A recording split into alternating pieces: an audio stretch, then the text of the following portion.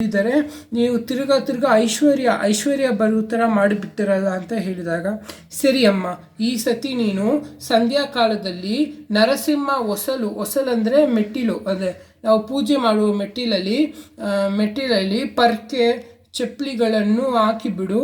ಮತ್ತು ಅನಂತರ ನೀನು ಬಾಗಿಲನ್ನು ಮುಚ್ಚಿಬಿಟ್ಟು ಹೋಗಿಬಿಡು. ದೀಪ ಹಚ್ಚದೆ ದೀಪ ಉರಿಸದೆ ಇರಮ್ಮ. ಈ ಸತಿ ಅದು ಏನಾಗುತ್ತಂತ ನೋಡೋಣ ಎಂದು ಹೇಳಿ ಆ ಮುನಿಗಳು ಹೊರಟು ಹೋದರು. ಅನಂತರ ಆ ಹೆಂಗಸು ಅದೇ ಥರ ಮಾಡಿದಳು. ಆ ಪರ್ಕೆ ಚಿನ್ನದ ಪರ್ಕೆಯಾಗಿ ಬದಲಾಗಿತ್ತು. ಬಾಗಿಲುಗಳು ತಾನಾಗೆ ತೆಗೆದುಕೊಂಡವು. ಅನಂತರ ಅವಳು ದೀಪ ಹಚ್ಚದೆ ಹೋದರೂ ಆ ಮನೆಯಲ್ಲಿ ದೀಪ ಬೆಳಗುತ್ತಿತ್ತು.